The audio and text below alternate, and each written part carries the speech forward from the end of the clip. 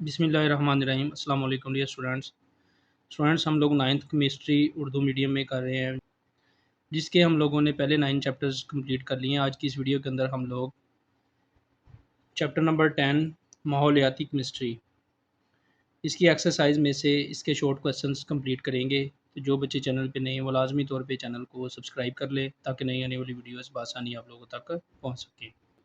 तो students, exercise में short question number 1 है, माहौलियाती तालीम का सबसे अहम मकसद क्या है। तो इसका आंसर पेज नंबर 129 पर दिया गया है। तो स्टूडेंट्स, शॉर्ट क्वेश्चन नंबर 1 के लिए आप लोग यहाँ से लेके यहाँ तक इसका आंसर याद करेंगे। माहौलियाती केमिस्ट्री दरअसल माहौलियाती तालीम का एक अहम हिस्सा है। इसका मकसद लोगों को इस मजमून से रोशनास करवाना है, यानी शनासा करवाना है, इससे मुतल्लिका तालीम और आगाही दिलाना है। ख़ास तौर पर तलबा को इस बात की तालीम देनी है कि हम अपने इर्द गिर्द के माहौल को आलूदगी से कैसे बचा सकते हैं, यानी अपने आसपास का जो माहौल है इसको साफ़ सुथरा कैसे रख सकते हैं, इसको आलूदगी से कैसे बचा सकते हैं। चूँकि आजकल सनती इनकलाब के बाद इंसानी सरगर्मियों ने ज़मीन को बुरी तरह मुतासर किया हुआ है। कुदरती गैसें, कोयला और पेट्रोलियम वगैरह की वजह से फ़ज़ा में बहुत ज़्यादा आलूदा गैसें शामिल हो चुकी हैं, जिसकी वजह से बाज़ जगहों पे, बाज़ शहरों में सांस लेना तक मुहाल हो गया है, मुश्किल हो गया है।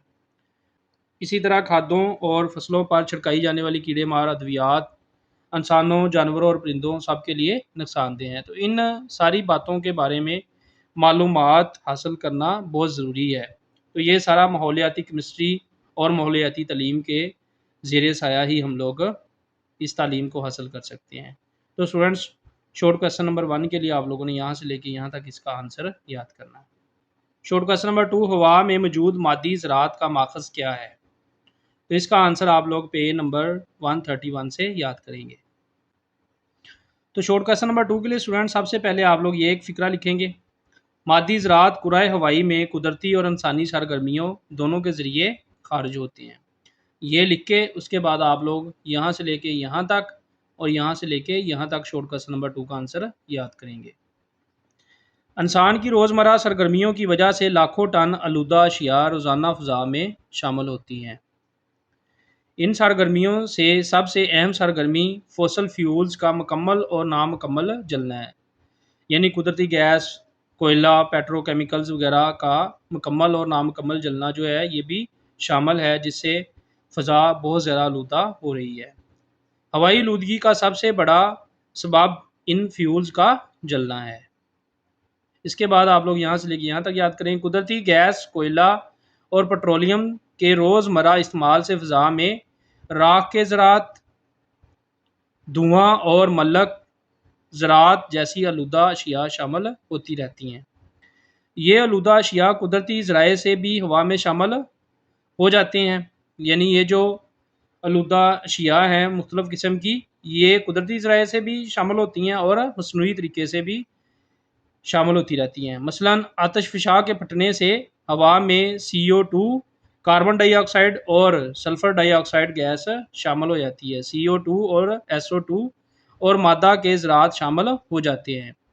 इसी तरह पौधों के गलने सड़ने और जानवरों के खुराक हज़म करने के दौरान मीथेन और दूसरी गैसें भी हवा में शामिल होती रहती हैं। नंबर 3 शॉर्ट क्वेश्चन, दोनों में से कौन सी गैस ज़्यादा जहरीली है। CO2 यानी कार्बन डाइऑक्साइड गैस और CO कार्बन मोनोऑक्साइड। तो स्टूडेंट्स, इन दोनों में से हमने बताना है कि कौन सी गैस ज़्यादा मोहलक है, ज़्यादा ख़तरनाक है। तो इसका आंसर पेज नंबर 132 पर दिया गया है। तो स्टूडेंट्स, क्वेश्चन नंबर 3 का आंसर यहाँ से लेके यहाँ तक है। जी हाँ, कार्बन मोनोऑक्साइड गैस जो है ये कार्बन डाइऑक्साइड गैस से बहुत ज़्यादा ख़तरनाक है, क्योंकि ये एक नहायत ख़तरनाक गैस है जिसकी वजह से घुटन के बायस मौत भी वाक़या हो सकती है। इस गैस की वजह से खून में मौजूद सुरख ज़रात, रेड ब्लड सेल्स जो होते हैं, कि जिस्म के मुख्तलिफ हिस्सों को ऑक्सीजन पहुँचाने की सलाहियत ख़त्म हो जाती है। तो carbon monoxide gas carbon dioxide gas से ज़्यादा ख़तरनाक है। तो यहाँ से लेके यहाँ तक आप लोगों ने शॉर्ट क्वेश्चन नंबर 3 का आंसर याद करना है। Short question number 4, acid rain जंगलात पर कैसे असरअंदाज होती है? तो इसका आंसर आप लोग पेज नंबर 134 से याद करेंगे। शॉर्ट क्वेश्चन नंबर 4 के लिए स्टूडेंट्स आप लोग यहाँ से लेके यहाँ तक याद करेंगे एसिड रेन के नुकसानात। एसिड रेन पौधों को भी नुकसान पहुँचाती है। कुछ पौधे तेजाबी मिट्टी में नहीं उग सकते। जब एसिड रेन यानी तेजाबी बारिश होती है तो वो तेजाबी बारिश मिट्टी को भी तेजाबी कर देती है। तो कुछ पौधे ऐसे होते हैं जो तेजाबी मिट्टी में नहीं उग सकते या नशोनुमा नहीं पा सकते, तो वो मर जाते हैं, ख़त्म हो जाते हैं। इसीलिए वो खुद ब खुद ख़त्म हो जाते हैं। दरख्त जो कि पहाड़ों पर मौजूद मिट्टी को अपनी जड़ों से बांध कर रखते हैं। पहाड़ों पर जो मिट्टी मौजूद होती है, दरख्त अपनी जड़ों की वजह से उस मिट्टी को बांध के रखते हैं। इनके कम होने से मिट्टी सिरकना शुरू हो जाती है। जब एसिड रेन की वजह से पौधे नहीं उग सकेंगे, नशोनुमा नहीं पा सकेंगे, तो पौधे कम हो जाएंगे, तो जिसकी वजह से मिट्टी पहाड़ों पर से सिरकना शुरू हो जाएगी, जिसकी वजह से नए पौधे वहाँ नहीं उग सकते। तो यहाँ से लेके यहाँ तक आप लोगों ने शॉर्ट क्वेश्चन नंबर 4 का आंसर याद करना है। Short question number 5, fossil fuels में मौजूद सल्फर किस तरह खतरनाक हो जाती है? तो इसका आंसर पेज नंबर 142 से आप लोग याद करेंगे। तो स्टूडेंट्स शॉर्ट क्वेश्चन नंबर 5 के लिए इस चैप्टर में से कोई बेहतर टॉपिक नहीं मिल रहा था, तो ये मैंने खुद से यहाँ पे लिखा है। यहाँ से लेके यहाँ तक आप लोग शॉर्ट क्वेश्चन नंबर 5 का आंसर याद करेंगे।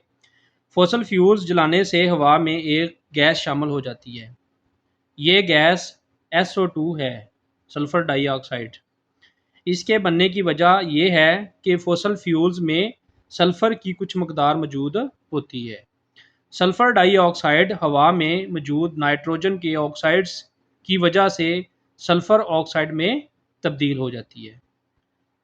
तो यहाँ से लेके यहाँ तक आप लोग शॉर्ट क्वेश्चन नंबर 5 का आंसर याद करेंगे। Short question number 6, green house effect के 3 नुमाया माखज़ के नाम लिखे। तो इसका आंसर आप लोग पेज नंबर 136 से याद करेंगे। तो स्टूडेंट्स ग्रीन हाउस इफेक्ट के 3 माखज़ carbon dioxide, number 1 carbon dioxide, number 2 methane और नंबर 3 पानी के बखारात। ये ग्रीन हाउस इफेक्ट के 3 माखज़ हैं।